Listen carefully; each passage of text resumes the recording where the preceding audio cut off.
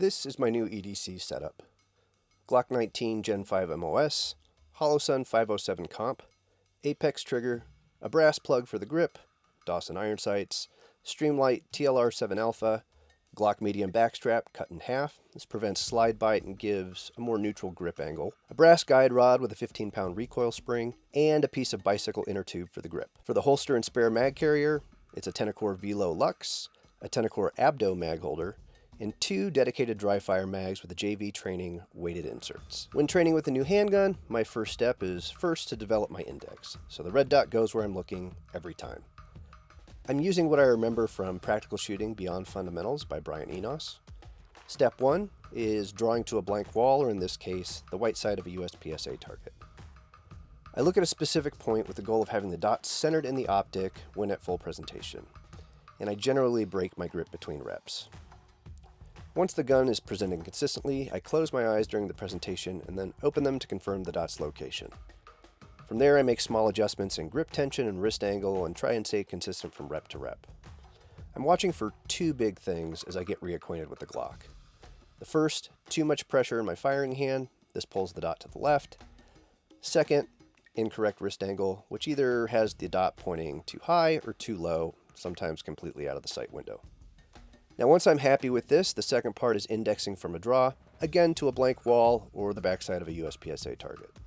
Same focus points as before, with the added steps of clearing my shirt and establishing a solid firing hand grip.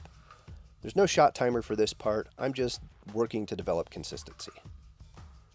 Once I'm reasonably happy with my index, I move to breaking down the concealed draw with an overall par time goal of 1.5 seconds.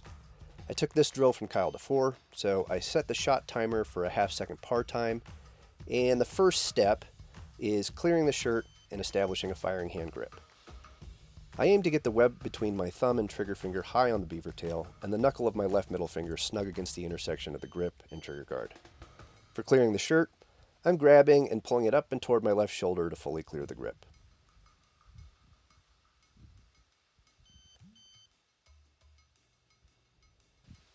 The second step in this drill is starting with the hand on the gun. On the beep, I bring both hands together to establish a master grip right around sternum height, and you can see I'm a bit slow with my reaction to the first beep, so reaction time is something I'm going to need to work on.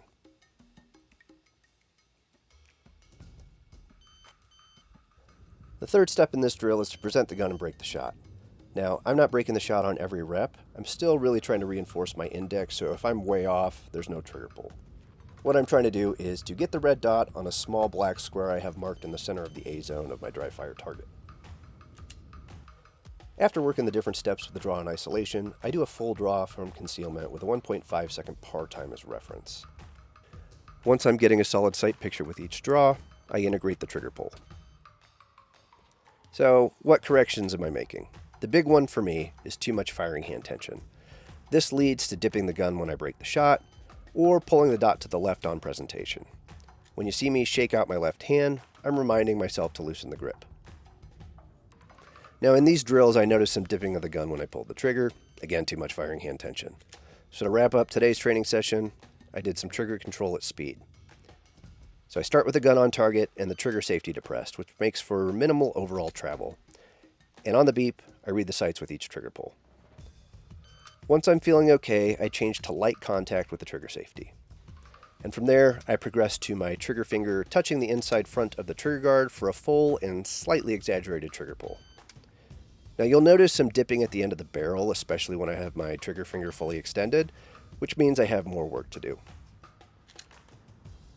These 3 drills wrap up about 20 minutes of dry fire, with many more training sessions to come. Stay safe out there, and thanks for watching.